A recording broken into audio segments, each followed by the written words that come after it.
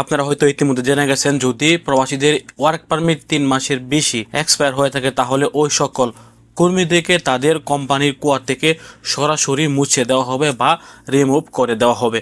এখন সবচাইতে বেশি যে প্রশ্নটি আমাদের কাছে আসতেছে সেটা হচ্ছে, যদি কোম্পানির কোয়া থেকে বা কোম্পানির সিস্টেম থেকে কর্মীদেরকে বা আমাদেরকে রিমুভ করে দেওয়া হয় তাহলে ওই প্রবাসীরা কি বর্তমানে কাফালা হতে পারবে কিনা বা অন্য কোনো জায়গায় কাফালা হতে পারবে কিনা, এই বিষয়টি নিয়ে অনেকেই আমাদের কাছে জানতে চাচ্ছেন। 30শে জুনের পর বা 1 জুলাই থেকে যাদের ওয়ার্ক পারমিট 3 মাসের বেশি এক্সপায়ার হওয়ার কারণে কোম্পানি থেকে রিমুভ হয়ে গেছেন, তারা কিভাবে কি করবেন আজকের এই ভিডিওতে আপনাদেরকে সম্পূর্ণ A to Z জানিয়ে দেওয়ার চেষ্টা করব। তার আগে আপনারা ভিডিওটি শেয়ার করে সবাইকে জানিয়ে দেওয়ার চেষ্টা করবেন এবং ইউটিউব থেকে ভিডিওটি দেখে থাকলে অবশ্যই আমাদের চ্যানেলটি সাবস্ক্রাইব করবেন এবং যদি আপনি ফেসবুক থেকে দেখেন অবশ্যই আমাদের পেজটি ফলো করে রাখবেন।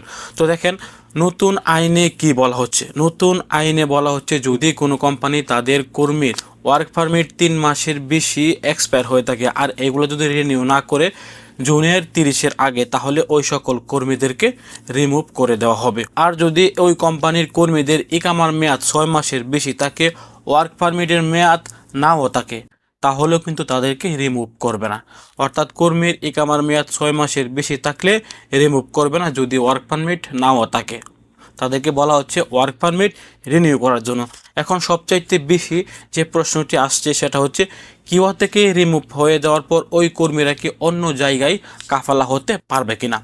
অন্য জায়গায় কাফালা হওয়ার বিষয়টি নিয়ে এখনও পর্যন্ত কুয়া থেকে অথবা সৌদি মানব সম্পদ মন্ত্রণালয়ের কাছ থেকে এখনও পর্যন্ত সুষ্ঠু কোনো আপডেট আসেনি। কাফালা হতে পারবে এটাও বলা হয়নি এবং কাফালা হতে পারবে না এটাও কিন্তু বলা হয়নি। আমাদের যেটি ধারণা হচ্ছে সেটি হচ্ছে, যেহেতু কর্মীর কুয়া অ্যাক্টিভ থাকে, অর্থাৎ কোম্পানির কুয়া থেকে কর্মীর নাম মুছে দেওয়ার পরও কিন্তু আমাদের কুয়াটি অ্যাক্টিভ থাকবে এবং আমাদের যে নাফাতগুলো আছে এগুলো কিন্তু সচল থাকবে এবং আমাদের আপসিরও কিন্তু সচল থাকবে। যেহেতু আমাদের সব কিছু সচল থাকবে, সেক্ষেত্রে আমার কাছে মনে হচ্ছে 1 জুলাই থেকে কোম্পানির কুয়া থেকে আমাদেরকে বের করে দিলেও আমরা হয়তোবা অন্য কোথাও কাফালা হতে পারবো। তবে এই বিষয়টি নিয়ে এখনো পর্যন্ত সৌদি মানব সম্পদ মন্ত্রণালয় অথবা কুয়া থেকে সরাসরি অফিসিয়ালি কোনো প্রকার ঘোষণা বা কোনো প্রকার আপডেট আসেনি।